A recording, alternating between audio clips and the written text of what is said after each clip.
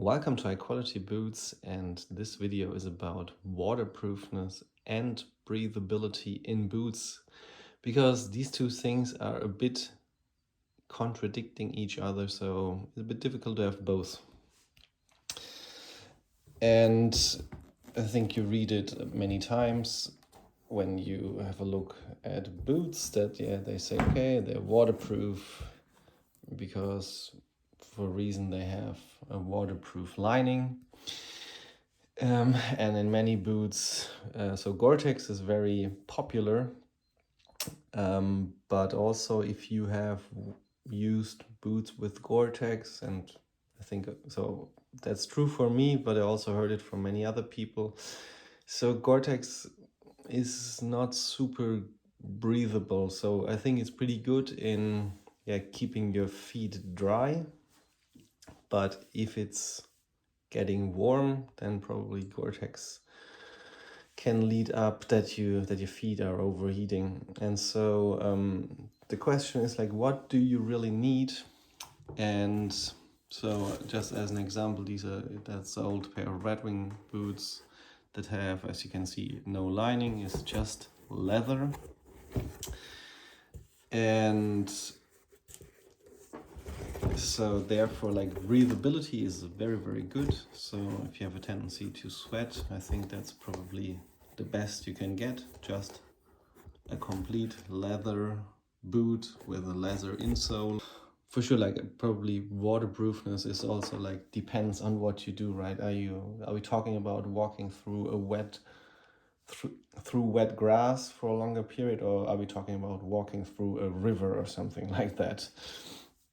But so staying with the Red Wing example, so this leather, if you just use some leather care on it, the leather itself already becomes pretty water resistant. So I mean, not on this particular model, but on the other mock toe that I have, so I never managed to get wet feet in them. But for sure I didn't walk through a river. But like if you walk through wet grass or stuff like that, or even heavy rain, I never got wet feet.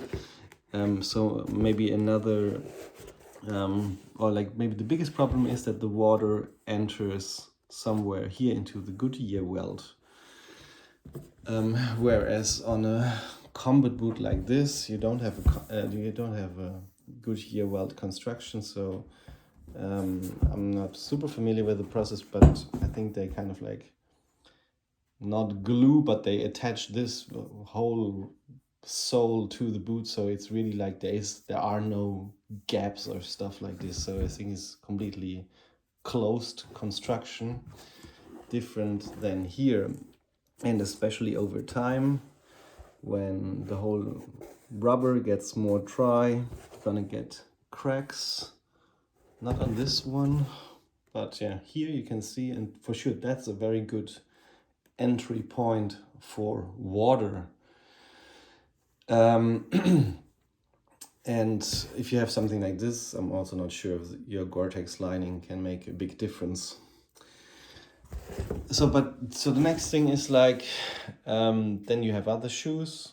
I mean, you have no lining, and then you have shoes that have, for example, not Gore-Tex, but the Cambrelle lining that is used a lot from Altberg, and the Cambrelle lining is very breathable, but it's not water resistant. So basically, Altberg uses the Sympatex lining for waterproof boots. So basically, so if you buy hikes, for example, they, as far as I know, everything is Gore-Tex lined or unlined, and Altberg uses, instead of Gore-Tex, they use Sympatex, which is a more, as far as I understand, is more environmental friendly than Gore-Tex, but it has the same features. And the Cambrelle lining is more breathable, but officially not water resistant. So basically, so that would be like officially sold as a boot that is not water resistant, right? So, but now what does that mean? I would say, I mean, it's pretty new. So if you walk through wet grass, through heavy rain, and even maybe for a short time through a river, I would almost be sure that you won't get wet feet in this boot. So it's quite waterproof until a certain point, right? So, and I think that's the point I'm trying to make here. I think if you talk about waterproofness, it probably depends on what you understand, what that means for you, and also how much waterproofness do you need, right?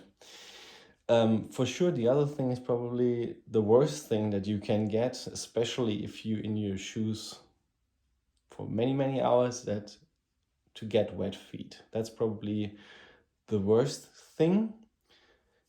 For sure, even worse in the winter than in the summer, but also if you have wet feet, it also helps to get blisters, and for sure you don't want to have that because then it sucks.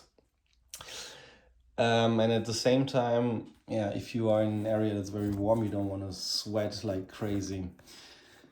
And so if you live in an area where, let's say, with very unstable weather conditions, so where I think, okay, like now it's very sunny, so it doesn't look like it's going to rain, but you cannot really say it's not going to rain. So then it's the question like, what boot you're going to take with you? And because the Gore-Tex is maybe now too warm, but then maybe later it will keep your foot dry. And if you go with, or let's say an even lighter shoe than this, you know, so like these boots that I showed you in a previous video that have no leather upper, but are very lightweight, for example, like the Lova Sapphire or the Aku Selvatica.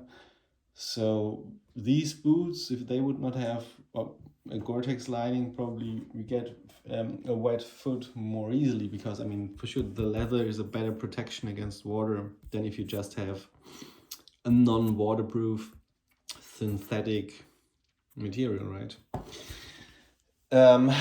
So yeah, at the end of the day, it's up to you to decide how much waterproofness and how much breathability you really need. So since I personally have more tendency to get hot feet, I really like the Cambrelle lining, and like I said, I mean, since officially it's not waterproof,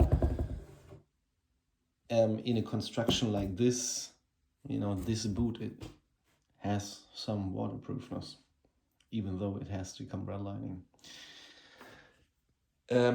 Anyways, let me know what you think about the whole lining thing, because I also, as you have seen in the community, I started these polls because they're different linings. So the popular ones are at least 4. So Cambrelle, Sympertex, Gore-Tex, and the Air 8000. That's, as far as I know, only used by Aku. Anyways, thank you very much for watching. Leave me a comment and or a like, and subscribe to the channel if you don't want to miss new episodes, and see you next time. Goodbye.